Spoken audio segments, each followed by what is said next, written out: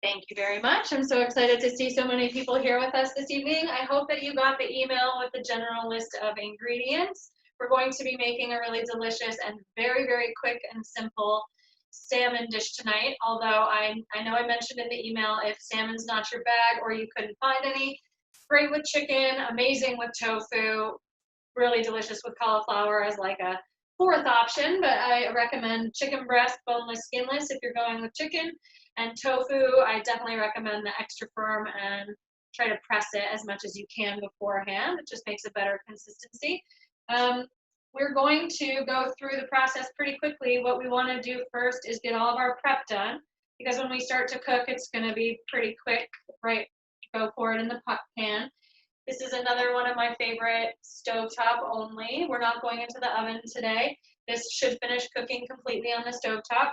The safe health code temperature for salmon, generally for fish, is 145 degrees internal temperature. If you have a thermometer and you really want that to be, a nice well done piece of fish, go for it. I tend to cook mine a little bit under.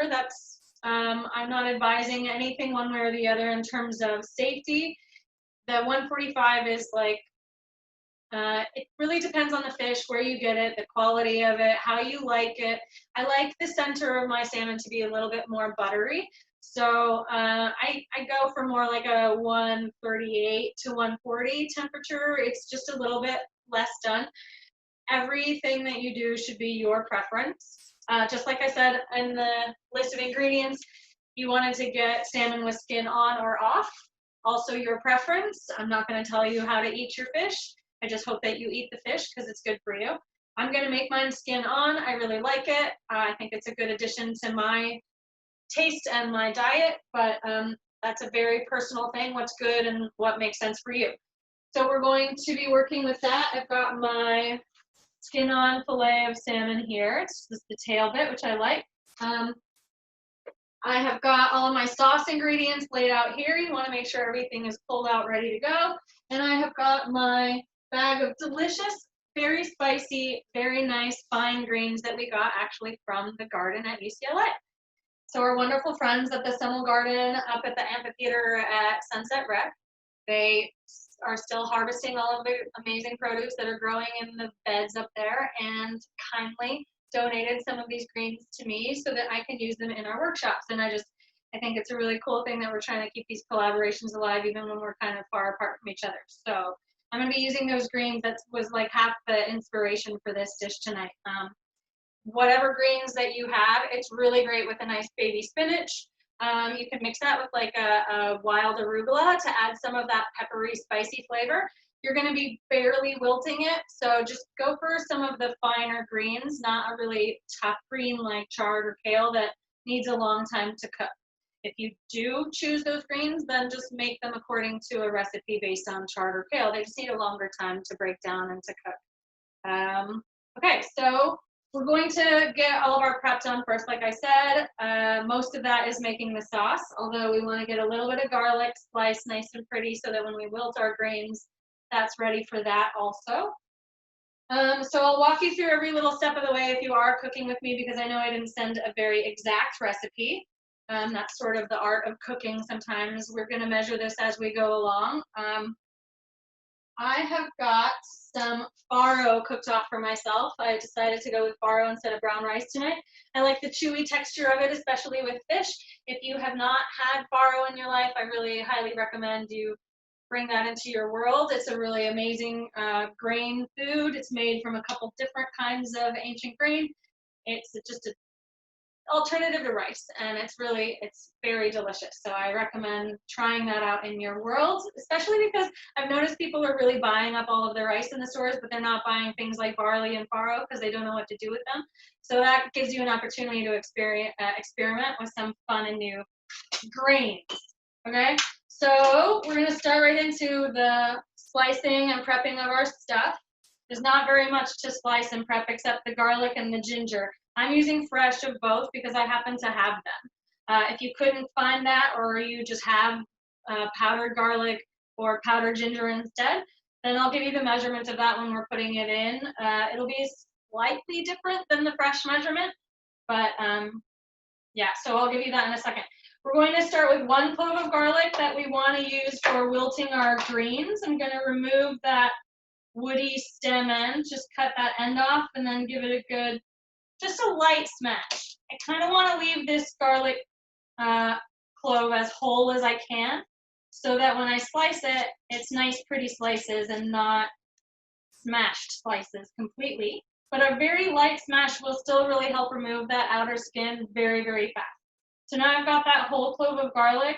I'm just going to slice it really carefully across the short end. My hand, my guiding hand in a nice tight claw so that my fingertips are out of the way.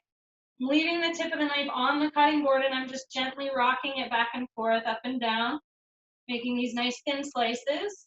If you cook a lot, I hope you do, and you have a mandolin at home, this is a great way to get really nice slices of garlic on a mandolin. You can even do it on like the cheese slicer side of a box grater. You just be really careful when you're doing that because it's a small thing and you don't want to grate your fingers. If you don't want sliced garlic and all, then just chop it up. Doesn't matter. But I think a nice sliced look will look really pretty with our wilted greens. You'll be able to see it and taste it a little bit more strongly when we put that into the pan for just a short amount of time. It'll be really aromatic and nice. So I'm just going to set that aside so that it's done later. And then these other 2 really nice cloves of garlic, I'm going to mince as fine as I can because that's going to go into our sauce. When that goes into the pan with the salmon, we want to make sure that it's really, really finely chopped so that it doesn't burn. The larger the piece is, the more likely it's going to char really fast, and we don't want burned garlic in our glaze. So we want to mince it down really finely. This is a lot of garlic for 1 piece of salmon, but it's amazing, right, Amy? How good is garlic for us? Garlic is an amazing source of antioxidants and anti-inflammatories. So definitely the more garlic you can throw in, the better. If you're concerned with your breath, you can chew on some mint leaves or maybe an apple slice afterwards. Sometimes is helpful in minimizing that kind of flavor in your mouth that's sometimes left over. But yeah, garlic has been shown in studies to help to reduce cholesterol, blood pressure, fight against inflammation, even boost immunity. So yeah, and it's delicious. So I'm going to put a lot in, very much a personal preference. Again, if you have a thing about garlic, if it's a little too spicy for you, maybe just 1 clove will be okay in your sauce. If you want to make this your own, you definitely want to think about how your personal taste will come into play when you're making this. I don't want to hear that you hated it because it was too garlicky, because that's easy to fix. So I'm chopping this very finely, like I said, and to do that, I keep my guide hand safely on top of the knife, securing it to the board, and just chop, chop, chop as much as I can, repeating it over and over, scraping it off, bringing it back together in a little pile, and that's how you get a really nice, finely minced garlic. I personally don't own a garlic press. I don't like kitchen gadgets that only do one thing, and I can do this with my knife. If you have a garlic press, you might need to actually use a little bit of extra garlic because they tend to not push everything through. You tend to lose a little bit of your product that way, unless you have a great garlic press, then by all means have at it. I'm going to put that into my mixing bowl here. Everything's going to eventually go into this bowl for the sauce. So I've got 2 cloves of garlic. I'm going to do about 2 teaspoons of fresh ginger. I've got this little nub here. People call them like fingers or knuckles or whatever. You can peel ginger with a vegetable peeler. You'll lose a lot of the ginger that way because this peel is paper thin. So you take a spoon and hold it like you're going to whittle some wood or something and just drag it from the edge back, and that scrapes away just the smallest amount of peel, and you're going to lose a lot less of your product and your nice fresh ginger that way. So a spoon is the recommended way to peel it, and you're just gently pulling it back, scraping it away. Comes off pretty easily. It especially helps if you've already cut yourself a flat edge to start from, and then you just kind of scrape back from that. So peel is gone. I'm just going to take a look at this and make sure there's no blemishes or any weird things. And I'm going to use my microplane. Some people call it a zester, but a zester is actually a different tool. The microplane makes zest, so that's why it's confusing. But the microplane grater is going to give you the finest grating of this ginger. And then what you're left with are the very, very stringy fibers, which we don't want to put into our food anyway. So these can be very sharp. If you don't have one, you can use it on the really fine, tiny hole side of the box grater, or you can just chop it up really well in a food processor maybe. Or again, you can use your knife on this. It just takes a little bit longer, and then you really need to break down the tougher fibers that can be found in ginger. So I'm going to use the microplane and just scrape it away from me, using the sharp edge and just holding it very stiffly, trying not to scrape my knuckles. I'm going to hold it really tightly, kind of like I would with that cloth, and just rub it down, and scrape away. Most of it is going to stick to the underside of the microplane, and I'm going to have to do that. You smash it off and it comes down. So that's about 1 teaspoon. I want twice that. Super gingery flavor. The flavor is amazing in ginger, and I also know this has a lot going for it, right, Amy? Yeah, so ginger is similar to garlic in that it's an anti-inflammatory and antioxidant. Great flavor. It's been used for thousands of years in cooking home remedies. It's associated with like nausea and taking away nausea and GI upset. So yeah, even associated with cardiovascular disease, helping to decrease the risk of that, and even dementia, Alzheimer's, those types of things because of the anti-inflammatory effect. I think ginger is great. You can have it in teas, especially like a turmeric ginger tea is a powerful tea to drink for antioxidants. And certainly for immunity, it's good to have those antioxidants to help our cells protect themselves. Wow. Can we use ginger powder if we don't have ginger? Can you use what? I'm sorry? Ginger powder? Yeah, absolutely. Ginger powder is going to be slightly different in flavor and just a hair stronger, actually, depending. I kind of think that ginger powder is a little bit more spicy, not like heat-wise, but it's like it's less fresh. I mean, quite literally. But so I'm using about 2 teaspoons of this. Go with about 1 to 1 1/4 teaspoons of the ginger powder. Okay. I would say same thing about the garlic. It's like it's dried and condensed, so it has a little bit more of a pungent flavor. It also has a very slightly different flavor than the fresh version of the item, but so just reduce it ever so slightly. And I was going to say the nice thing about buying ginger is usually you can just pull off a piece of it. So you don't have to buy a whole lot of it if you're not using a lot of ginger. So if you know you just need like a tablespoon, you just go in and pull off about a 1 or 2 inch piece. And that's really easy. Then you're not wasting it. I actually couldn't find ginger the other day, but I found some in the freezer section in these little ginger cubes. So that's another option if you know, you're a little either intimidated of the real ginger or you can't find it. But it's got a great flavor to it. That's really, really good to know.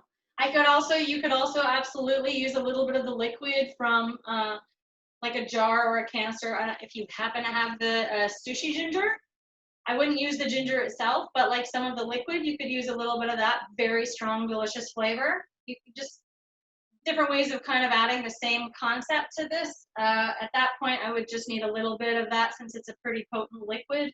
Maybe half a teaspoon of that, teaspoon of the ginger liquid, but that's got such a delicious flavor. If you happen to eat sushi or you order sushi, keep that little canister, keep that little cup of the ginger they send.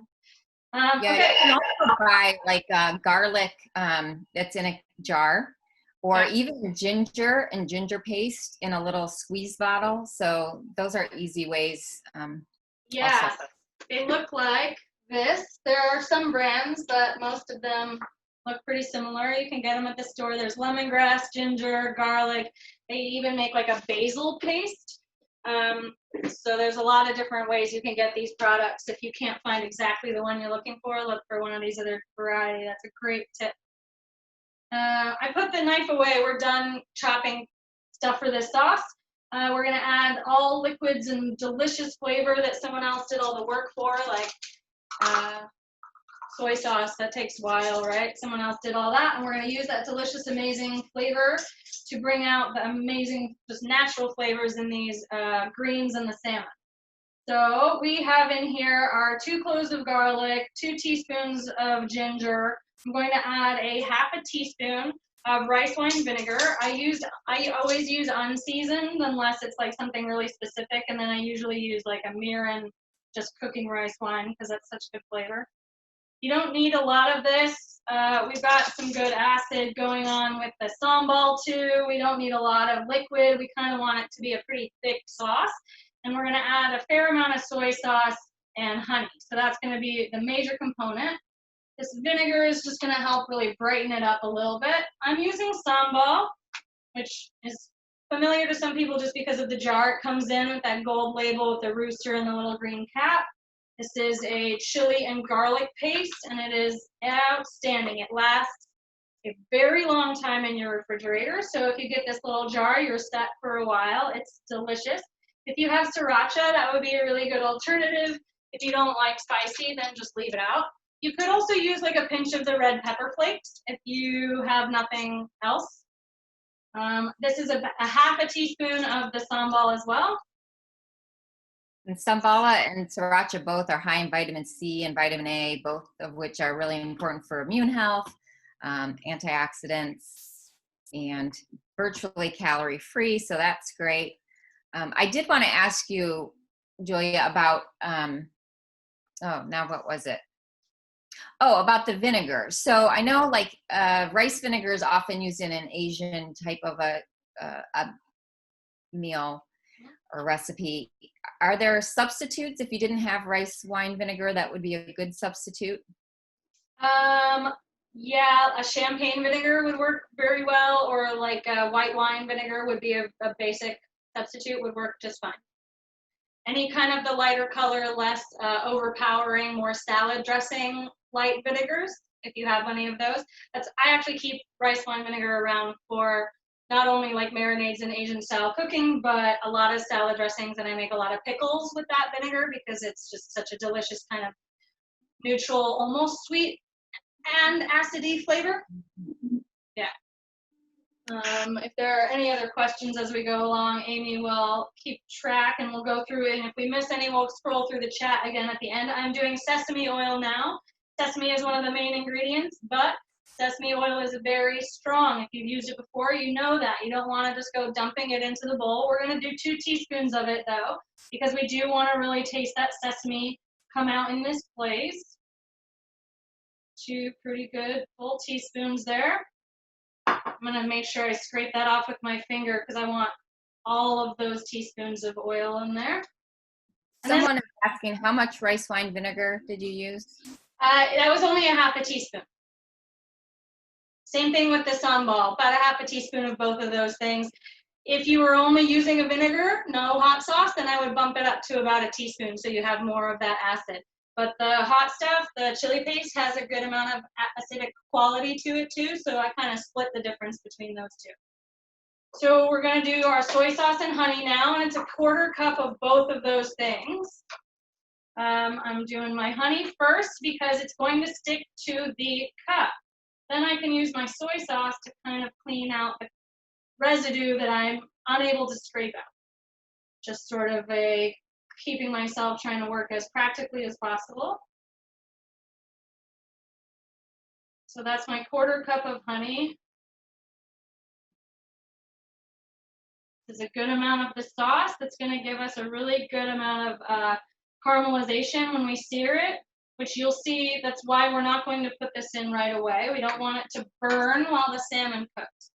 So we're going to sear a little bit first, and then we're going to put our sauce in and kind of glaze it all up at the end. Same measurement of soy sauce, 1/4 cup of the soy sauce. We recommend using the low sodium. What's the difference between the two? It's like shocking. Yeah, so we've talked about this in the past if you've been on any of the other Zoom calls that we've done, but regular sodium has around like 900 or 1,000 milligrams, whereas the light stuff has about a third of that, so about 335 milligrams. Wow. So yeah, you definitely want to go with the light soy, or you could even do coconut aminos we talked about possibly using, which you can find more in like a health food section or part of the store. Yeah, great option. So I'm going to whisk this together. I want to make sure that it gets combined really well. That honey's going to want to stick to the bottom of my bowl. So I'm going to whisk it really fast and make sure I scrape up the sides and all around the edges and the bottom. Make sure that I'm getting that honey up and it's kind of emulsifying into the rest of the sauces. The oil that's in there, it's not that much, but it is going to help try to bind it. Once this is really well mixed and brought together, we're going to start our cooking process, because after this, we've got our sauce ready. It's just about cooking it with the salmon, wilting the greens after that. If you have any grains, like a nice rice made, then I would suggest keeping it warm or ready, because this is going to happen quickly and dinner's going to be ready fast. So I'm going to get my pan. I use cast iron for almost everything, unless it really is important about being a non-stick like eggs or something like that, so which I have a very good non-stick pan for. So those are the two pans I recommend. Have a good non-stick and a good cast iron in your collection and you will be set, well, to start. And then I'm going to get this pretty rip-roaring hot before I start. You want to, no matter what you're doing in a saute situation, is ha-ha your pan. I've told students this before. If you're new, it's dorky, but it's memorable. You want to ha-ha your pan. So you heat the pan, add the oil, heat the oil, add the food.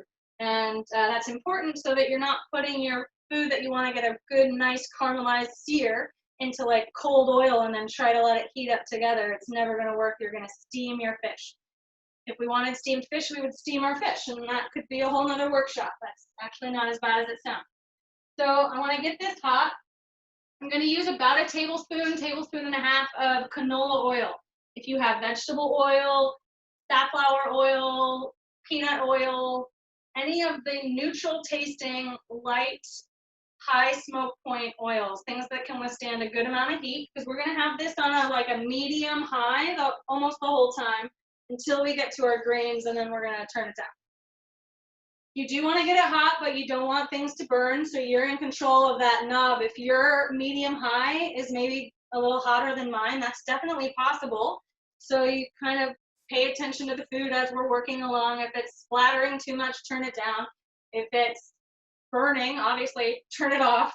So that's sort of the hard part about me not being in the same room with you. But if you are cooking along, keep it around, I'm at about a 2/3 level.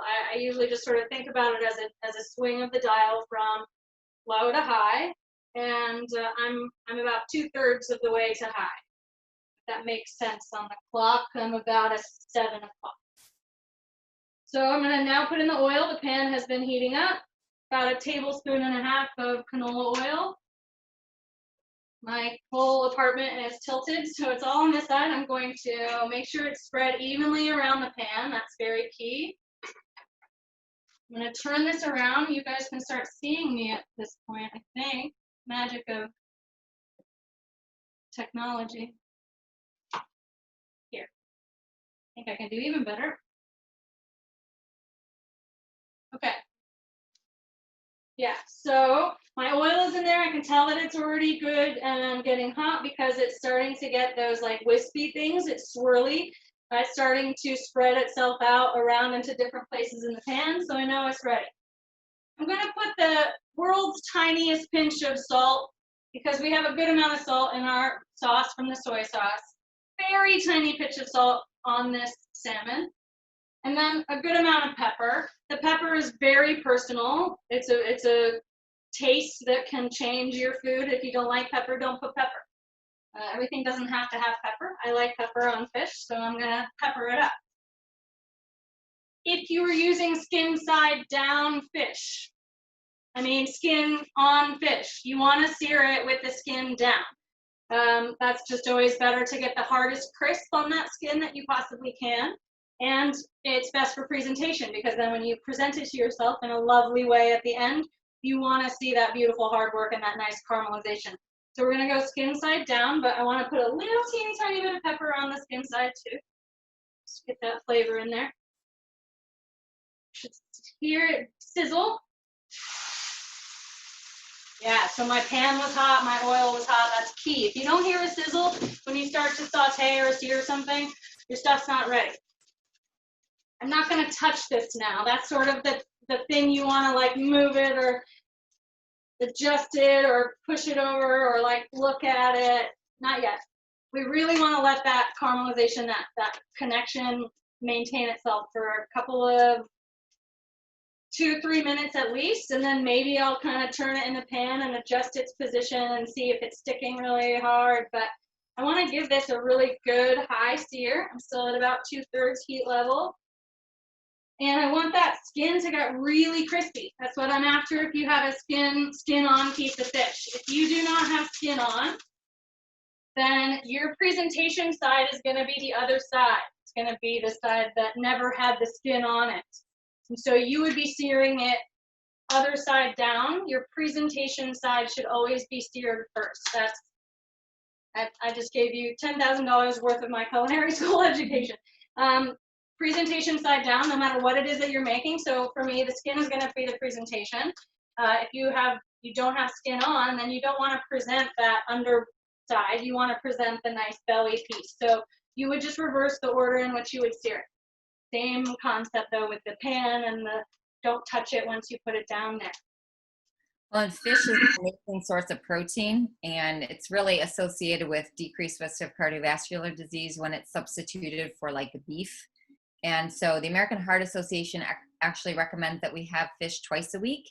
And salmon is a really great choice because it's one of the few fish that are really high in omega-3 fatty acids, which are the fish oils you've probably heard about. There are some others, mackerel, herrings, sardines, but most of those aren't commonly consumed. So salmon is great for that and also tastes great. It's also really high in B vitamins, especially vitamin B12. So if you're a pescatarian, this is a great source of B12 because B12 is really only found in animal products. So salmon, if you're open to eating fish, would be a great source of that. It's also a great source of selenium, which is super important for bone health, also immune health, thyroid health. Salmon is one of those fishes that's lower in mercury than some of the big fish like tuna or swordfish. So that's another positive thing for salmon there. And it also does have antioxidants. The pink color comes from an antioxidant. It's called astaxanthin. And so that's what gives, those pigments in our food are actually antioxidants. And also it's one of those few sources of vitamin D in the diet. So many, many reasons to choose salmon. Many good reasons. I love it. All right, I can tell, I can smell it, I can kind of sense it that we're getting a nice crispy side. Just kind of want to play around with the edge and make sure that it's all coming up pretty easily. I don't want to tear the skin. I don't want to rip the nice sear that I just put down. Using what they call a fish spatula is definitely the best recommended tool. And it's not just a one-off tool. It's good for lots of things. My favorite kind of spatula to use for grilled cheese sandwiches or anything that you really want to get a fine spatula under. This is unfortunately not a fish spatula. They're much longer, much thinner. And I do recommend that. But if you have a good thin spatula, anything that can withstand high heat, you want to get that in there. I'm going to flip this. We're going to see together how beautiful it is, hopefully. Yeah. Nice. So I flipped that down. I don't think I need any more oil in there. No, I just want to spread it back out and make sure it's good. Can you guys see that good brown caramelized color? Yeah. So on this flesh side, I do want to turn the heat down a little bit. I don't want it to caramelize just as much as it would on the skin. The skin side has a bit more of that fat content in it, a lot more of those oils. So it will protect itself from burning more than the flesh side will. So I just adjusted the heat. Now I'm at about, I guess it's 1/3. I just went just below the halfway mark this time. I'm gonna sear that side. Salmon, as we can tell, is not perfectly flat. So you can kind of use your spatula to lift it or press it down to get a little bit sear on the edges, but you don't have to. Especially if you have that skin, that's your presentation side anyway, okay?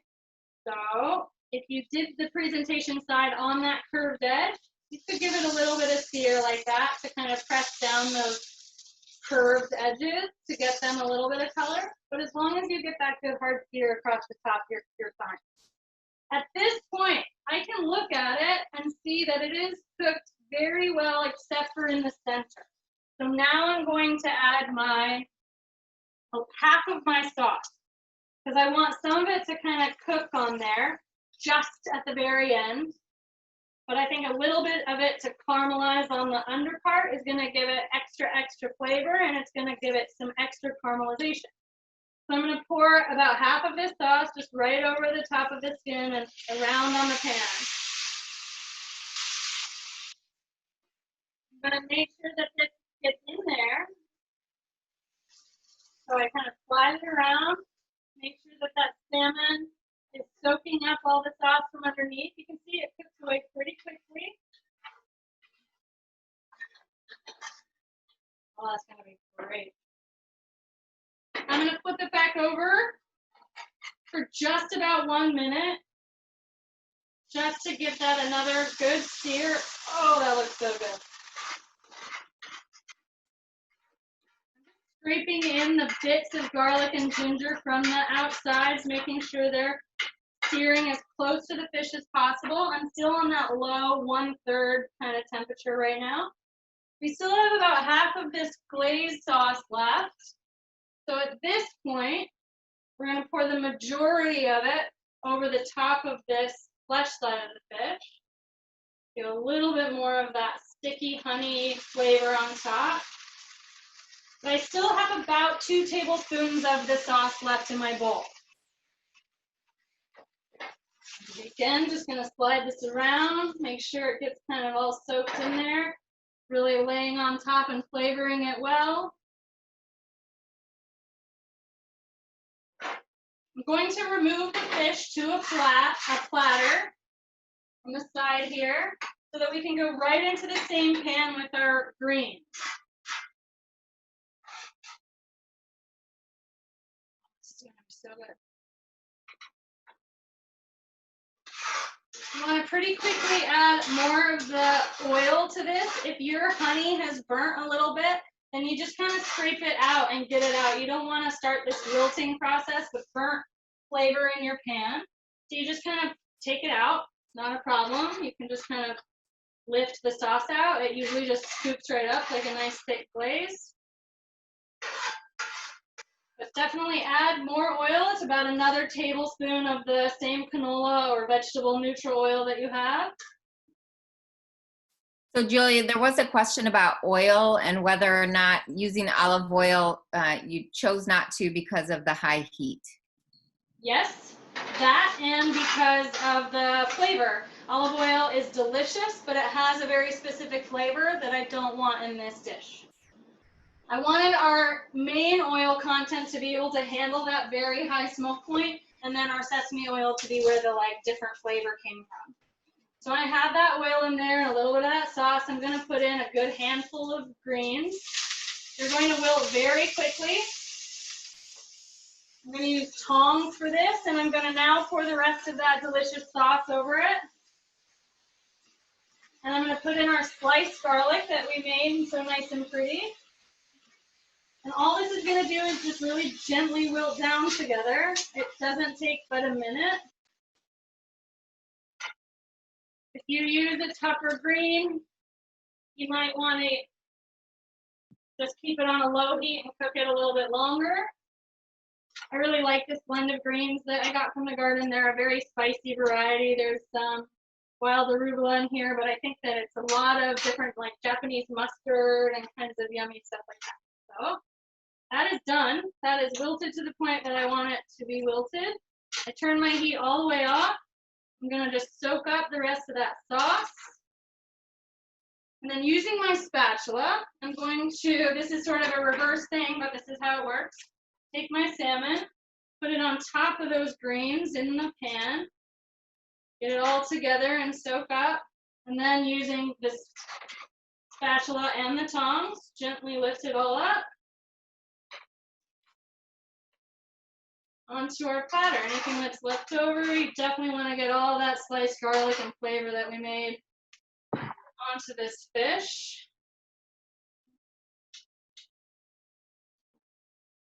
Like I said, I'm going to be serving mine with farro, so I'm going to show you how that looks here on the plate. I get some of this out of the way.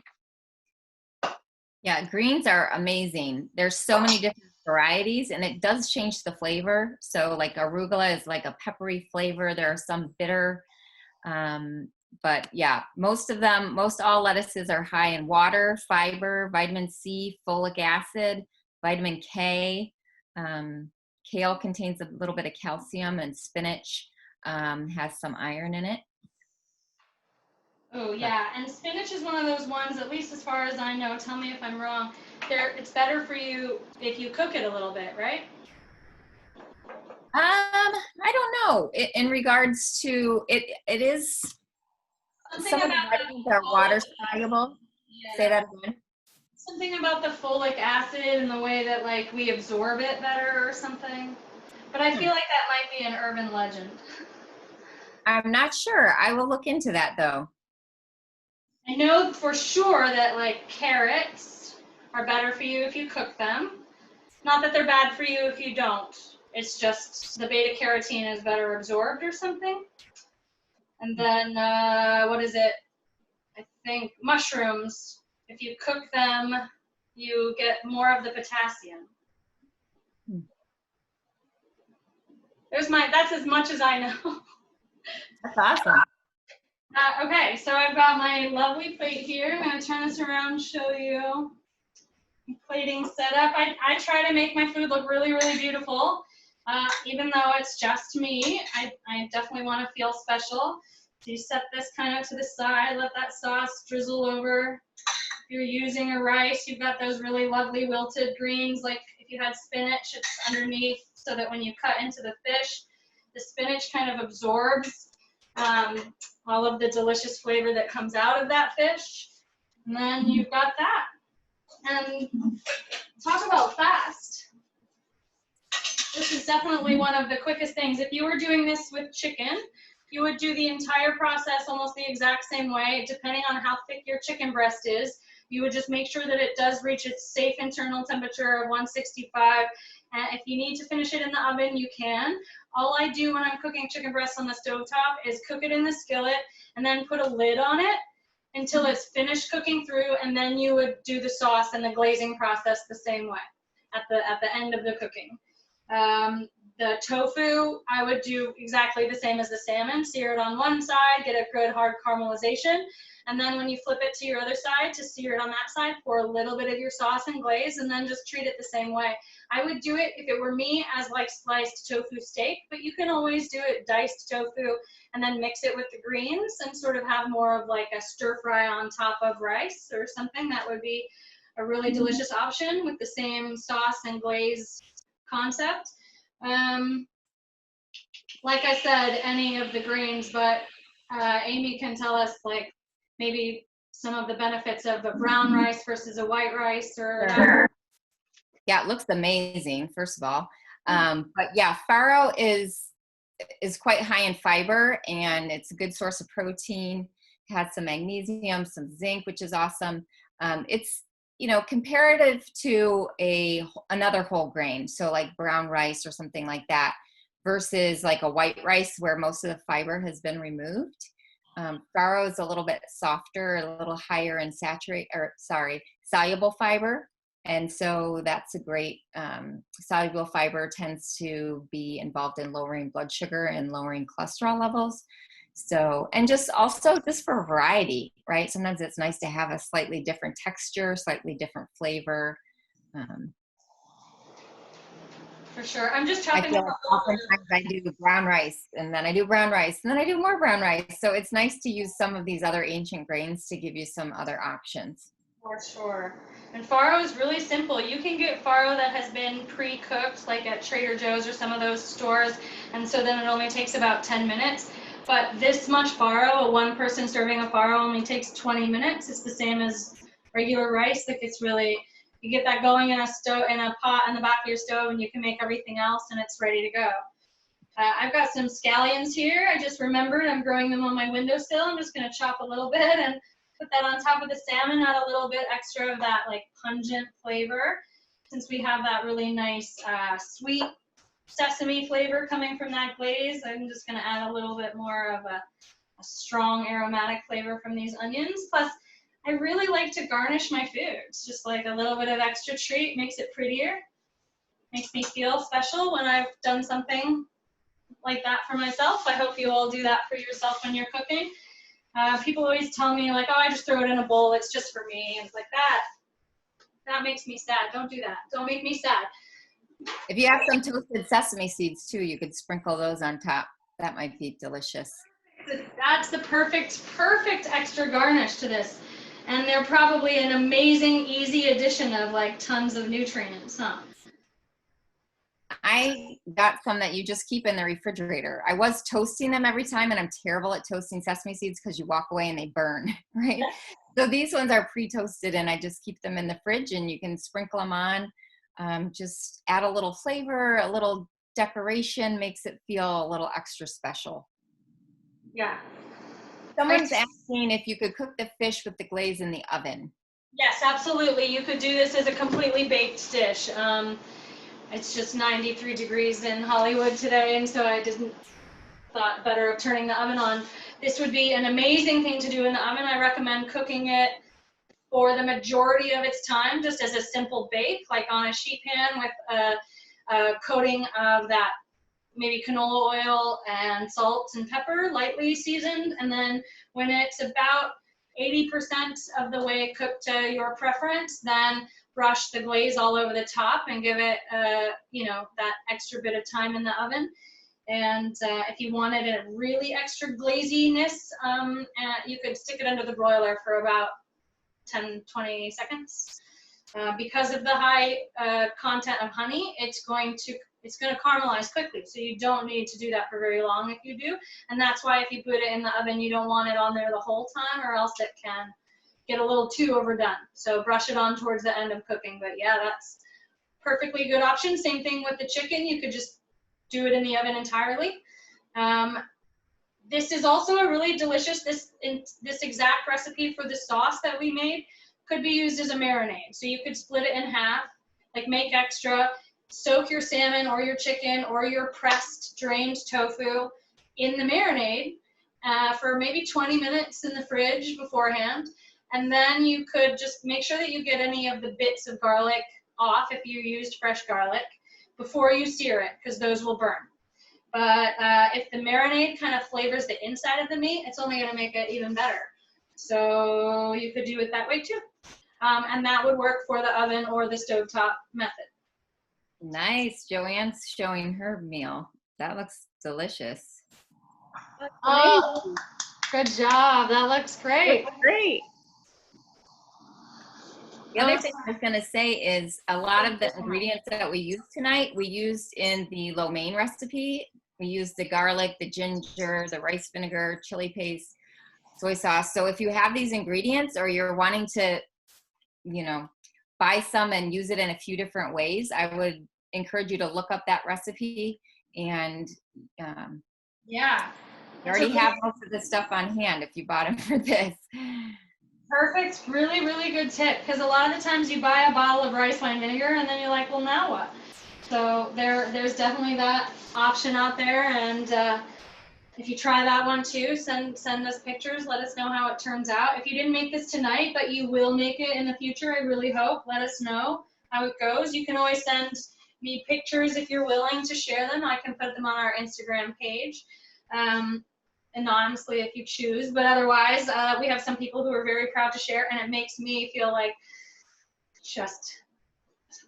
I can't tell you how happy it makes me to see you guys all cooking wonderful food and feeding yourself really healthy, delicious, tasty stuff. And now I get to eat this, which perks. Pixel 3A. Yours looks wonderful too. You guys did a fantastic job. That's neat. I think that is me. Yeah. Oh, that's you. You're Pixel 3A. You did a fantastic job, Julia. I know a couple other people were cooking along, I think. Yeah. So I hope it's delicious. I hope you enjoy it. If it's not ready yet, then I really hope that you guys had a lot of fun, and I hope you learned a lot. And let me see. What was I thinking for next week? I'm going to be trying really, really, really hard to give you at least a general idea of what I'm going to be shopping for in advance so that you can do some general shopping too. If you choose, no pressure. Please don't do extra shopping for this. But the stores are starting to get a little bit better stocked, at least in my neighborhood, and so I can get a little bit ahead of the game. And so I'm going to be emailing you with a little bit more advance notice for what we're going to be making next week. I'm leaning towards a nice fresh stovetop pasta dish that we can like pick up together with some good whole grain pasta. That's what I'm generally thinking, but I will let you know very, very soon. So look for that email. I will type up this actual recipe with the measurements of the sauce and the whatnot and send that out as soon as I can. If there's any other questions, I'm happy to stick around. I know that this was a fast one, so we got through it really quickly. I love that. You can type it in, or at this point, you can just unmute yourself if you need to ask anything. Or if you think of anything later on while you're cooking, then just give me a shout. You all have my email, and our Instagram is at UCLA Teaching Kitchen. Pretty easy to find. If you have other friends that want to join in, please don't hesitate to definitely spread the word about our workshops. We do baking Monday afternoons, breakfast Tuesday mornings. We've got kids cooking workshop on Wednesday afternoons. And then of course this, our favorite weeknight meals. If you do come up with any random questions that are maybe unrelated to these recipes, I also am on Instagram Live every Friday afternoon around 3:30. We had a really great conversation last week about cast iron pans.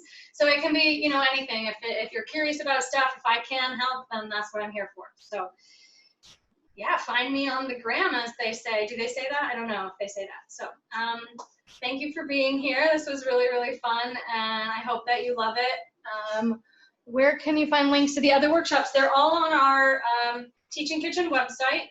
So if you go to Fitwell/Teaching Kitchen, there's registration for links for all the different workshops. Just like you registered for this one, you can register for any of those. If you can't find the website just by searching for it, I think it's Recreation Fitwell Teaching Kitchen, but there's also a link to that at our Instagram page. You can click on the link in our bio, and that will take you to our website or a lot of the other videos that we have posted so far.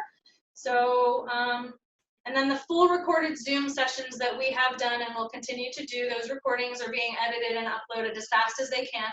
I am not in control of that process, but I think it's about a week turnover for most of the classes to get posted, so check for those. Also on our website, there's a link to our YouTube channel. Everything's being uploaded to the YouTube channel that Recreation manages, and but there's links to that all on the Teaching Kitchen website.